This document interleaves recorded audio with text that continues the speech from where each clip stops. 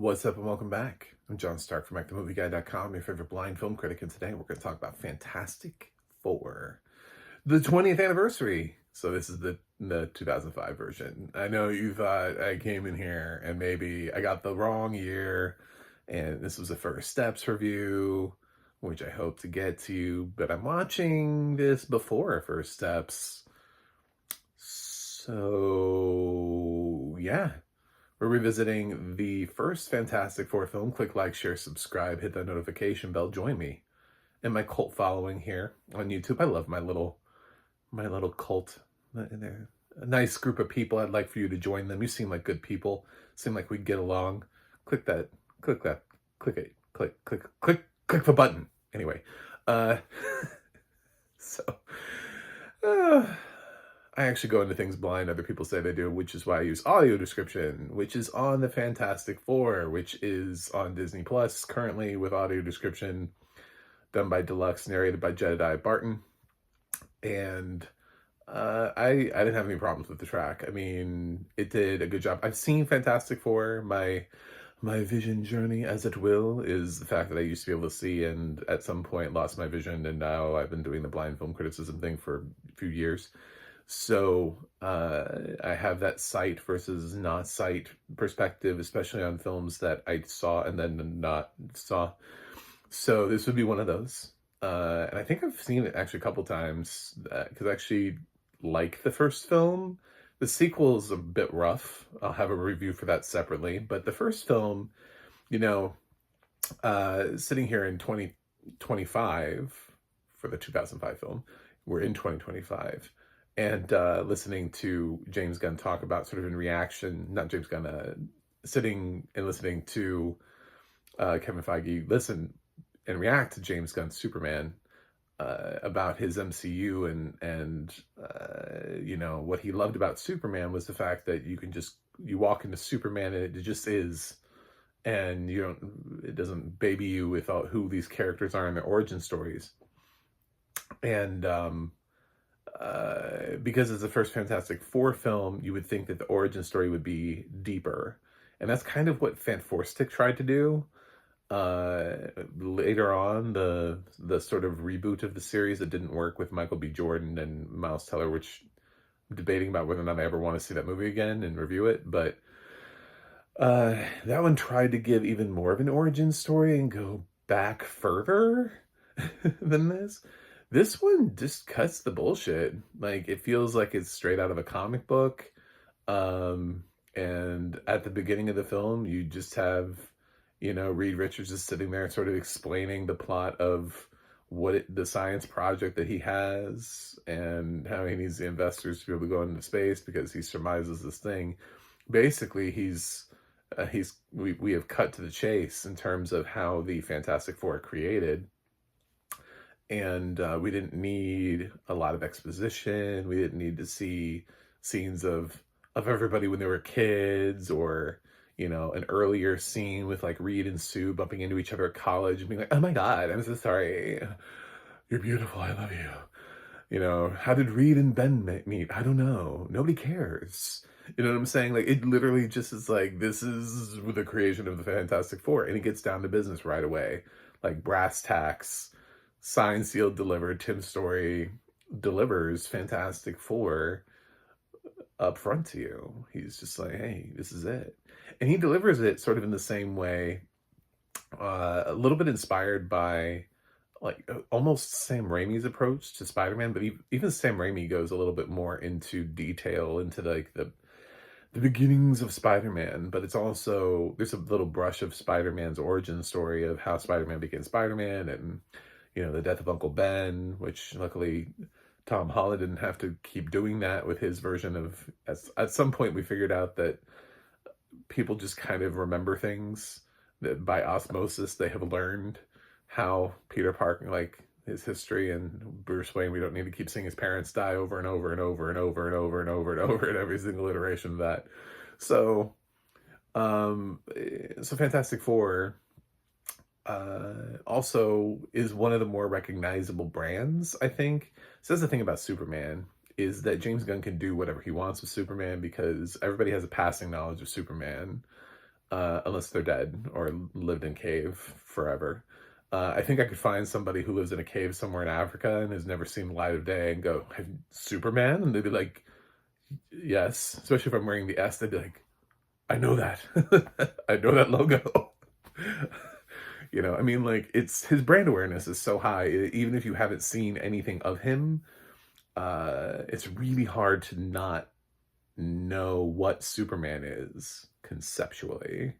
You know, some of the downstream heroes from him, you know, it gets a little bit more of a wash, but I think like probably Superman, Batman, Spider-Man are probably like the top three just before there was ever a movie. Like the three that are just people just sort of knew, you know, before we ever got into the 90s with the Batman movies and the, I guess even the Christopher Reeve Superman movies, without all of that extra stuff, you know, pushing it. I think those are the ones that came out of comics the most with like just recognition. They did kind of have their own series. So, you know, that helped. But, so, Fantastic Four. What do we got with this? It's also casting. So Ioan Gruffud as Mr. Fantastic. Obviously, that's a career that just never happened, really, for him. But nothing. He couldn't parlay that into anything. But he's fine as Mr. Fantastic. He's kind of nerdy. He's supposed to be moderately charming. It works. You know, he's able to play the scientist part, the sort of know-it-all. I think he's a little dull for me in terms of casting, which is why I think his career never really truly took off. I know he did some TV work. Jessica Alba is not my favorite casting for Invisible Woman, but she's fine. She feels like she could be in a superhero movie. I know.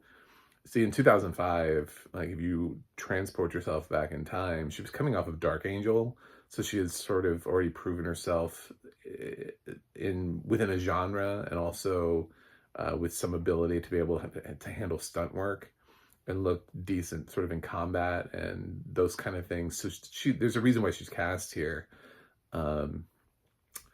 It's just Fantastic Four just relies heavily on like science, and it's not really something I really ever think is her strong suit, is trying to play like a scientist-ish type character. I just think that doesn't work well for her. It reminds me a lot of Denise Richards being, you know, Miss Christmas in The World Is Not Enough. It's like she's fine, then you ask her to be a nuclear physicist, and it's just like, no, this doesn't work. So, like I loved Pamela Anderson in The Last Showgirl, but if you tried to tell me that she was like some sort of weird nuclear biologist, I'd be like, I just don't. These people are just not there. To be fair, yeah, since I've only named women, I also wouldn't buy Channing Tatum as a nuclear biologist or physicist or anything like that. There are just some people that it's just like, you know, Arnold Schwarzenegger in those films, like in Junior, he's supposed to be some revolutionary scientist. I mean, that movie's not great anyway, but then trying to get to be like, oh yeah, I believe him he makes sense as a scientist. No, he doesn't. Some people just don't make sense in these roles. So I don't think Jessica Alba makes a lot of sense here. But I do like the casting of Chris Evans. I think he plays Johnny Storm really well. I loved when he was in Deadpool and Wolverine as sort of a callback. He's super cocky here. It's great. I mean, he totally understands what Johnny Storm is.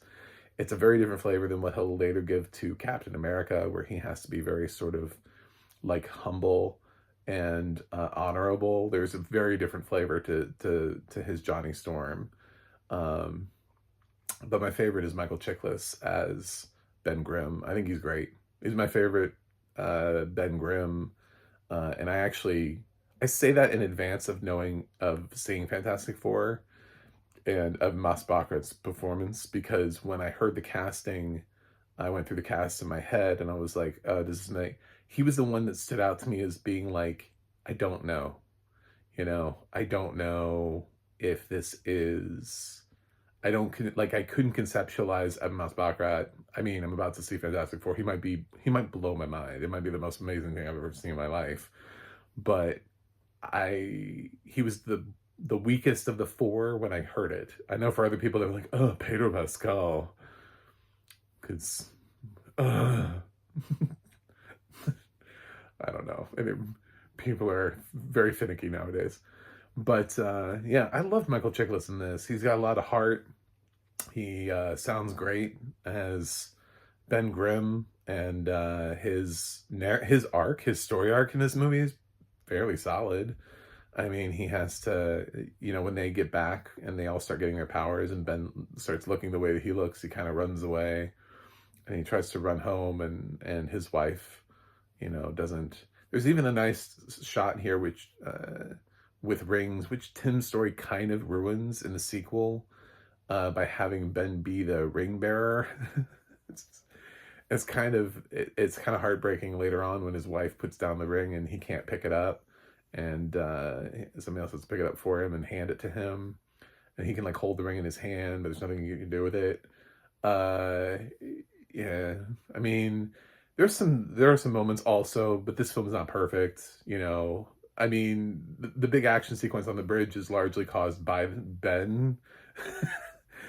But also because of the existence of Ben, and if that guy had never jumped, nothing would have ever happened anyway. So it's really that suicidal guy. Man, it's his fault. If he wasn't suicidal, I don't know. So blame a suicidal character. It wasn't. But yeah, I mean, the truck hits Ben, and then it causes all those other collisions, and then everybody freaks out because they see Ben Grimm and the Thing, and then Ben has to rescue the firefighters, and then after he's caused all the damage, they're like, oh, he's a hero. Cool. Well, I'm glad he created his own disaster and fixed it, and now everybody loves him. Except his wife, who still like, I don't understand divorce, so I'm gonna put this ring on the ground and then walk away, and I hope you just understand what that means. Bye.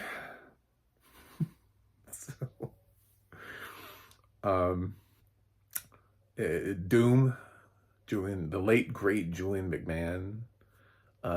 This is something I thought of. I thought of how when he passed, I was like, this is so close to Fantastic Four, for him, that he almost would have gotten some sort of resurgence in terms of, because I've been seeing in my feed the original Fantastic Four cast and their sort of reactions, goodwill wishes to the new cast. I haven't really heard it from the Fat Four Stick cast.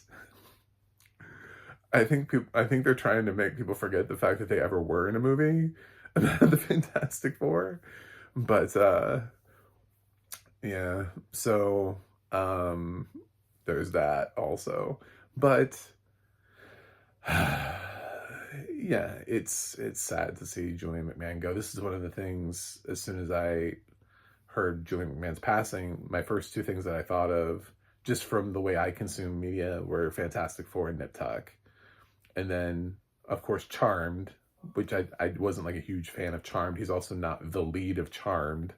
It's the three girls. When Shannon Doherty passed, I thought of 90210 and Charmed. I didn't think of that was at the front, and Heathers. Those are the things. So it was sort of the third thing that I thought of for him. I think he's on an FBI franchise too, but I also think he left the FBI franchise, so he's not in the whole thing. Sort of, whatever. But he's Doom. He gets to be Doom for 2 films, and I think he does a good job with it. There's sort of there's a classic take that he has on him. He feels like he feels like a villain who is smarter, richer. He's got that kind of vibe to it. I can see why they kind of want Downey Jr. to do the role. Feels like it's not that far removed from what Julian McMahon was trying to do. It's cocksure, it's that kind of thing. And McMahon pulls it off. He's charming to a point. He's a little slimy, you know. He's not necessarily, the girls don't fall over him. He's not likable in that regard, but he has a different kind of a way about him that when he enters a room, it sort of changes things. It's sort of like, it made me realize while watching this that McMahon probably would have been great had he been given the opportunity to be a Mad Men. Like, if he had ever been offered an opportunity to be on Mad Men, I think he would have been great in that show.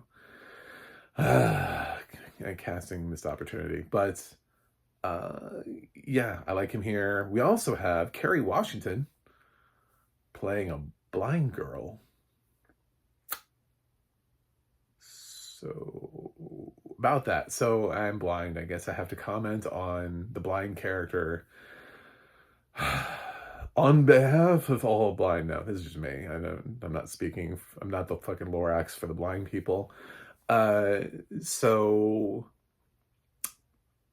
obviously, like, before I was blind, I had my own opinion about Kerry Washington's performance. The only thing that it really bothers me in this movie is this thing where we, like, feel people's faces, like, let me see you. And then she goes over and, like, molests his face. I've never done that. I might do it with somebody if I was like trying to be in a romantic relationship with them. But is she at that moment? You know, I mean, that's a very forward. They've barely talked. She sent him a drink, so she's moving pretty quick if that's her. But yeah, I don't know. I just feeling somebody's head is just weird. And she, like, feels his lips too. And that's another thing that is sort of like a continuity error is I noticed specifically in the audio description, it says that she feels his lips. But in the second movie, he says he doesn't have any. So does he? Does he not have? I mean, he doesn't really, from what I can tell. He just sort of has. So I think it was just sort of like the way, like, we say lips. We think about the area around your mouth being also like lips, and I guess Ben sort of has like an area around his face hole. So yeah, we don't go around like feeling everybody's faces all the time. That's not a thing that happens. So, whatever. I mean, she's got a cane. She's got actually props to the audio description team for describing it as a white cane with a little bit of red on it. That's a pretty standard cane. I don't rock those canes. I rock colored canes. I like to be a little bit fashionable, which means I'm a little bit unfashionable in the blind world because I don't rock the white cane. I'll rock like a blue or a purple because you can get them as colors too. But yeah, the most appropriate representation, that's the thing about, if it's not yours to make, like, it's my decision to make as a blind person, I can do that. But Tim Story's not blind, Kerry Washington's not blind. So those people, they needed to go with the most accurate representation of a blind person. So white cane, absolutely all the way. That's what you're supposed to go with. I don't know. It's fine. I like Kerry Washington in this role more than I do some other roles, if I'm being honest. Having just seen her in Shadow Force, I think she's better in this movie. So I can't begrudge it too much. You know, it's not my least favorite Kerry Washington role. And I mean, she's nice in the film. She's basically, I know there's a correlation to the character in like a comic book and everything like that, but it's kind of a sad one because it's like saying the only way anybody could ever love Ben Grimm is if they can't see him, you know? Like, he can't meet somebody who would learn to love him, or he has to meet somebody who who is forced to see past the exterior because they can't see the exterior. But she can feel it. I mean, she knows he's like rock. I don't know, man. Is it the best representation or anything? Nah. Is it gonna crater my feelings for the film and make me throw it in the trash can? No. She's not a huge part of the first movie or the second. Well, she's in a little bit more of the second movie than the first movie. But yeah, that's my thought on the blind character that they've put into Fantastic Four. So thank you. I like this. It's fine. You know, Doom is a good villain, which is why he's now a villain in the Marvel Cinematic Universe. He does feel like, and I've heard sort of the, they try to play it like it wasn't a Jonathan Majors choice. Like they were like, well, we just thought the villain wasn't big enough. I'm like, I agree. I didn't think the villain was big enough to begin with. When you introduced him, and then you tried to make him seem like he was, but I never really felt like he was like the next Thanos. So there is something about Doom where it's like he could be the next Thanos. I guess. I mean, he's a larger than life personality, so we'll see. He has a shot at actually being sort of like an iconic Avengers villain in the way, following sort of like Loki and Thanos in terms of, and I guess Ultron. So, well, Fantastic Four, what do we do with this film? The thing is, I like it.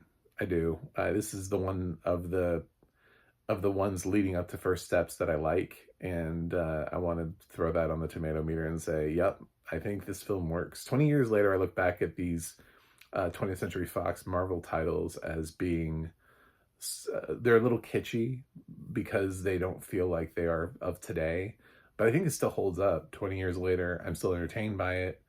It feels more inspired by comic books than other films.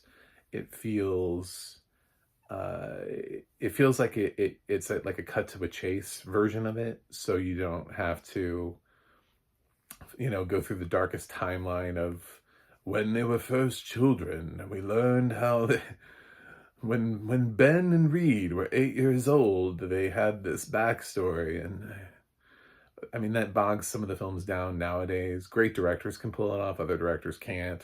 And then we just have a story with a ton of lore. And in an MCU, which is full of lore, I think Kevin Feige's feeling the weight of lore. So sometimes a film like Fantastic Four works because it's just like, this is the group, this is how they were created, this is their villain, and go. So I appreciate that. I'm gonna give Fantastic Four a 7.1 out of 10 and call it fresh. And call it macaroni. Anyway, thanks for watching, thanks for subscribing, and I'll see you guys on the other side.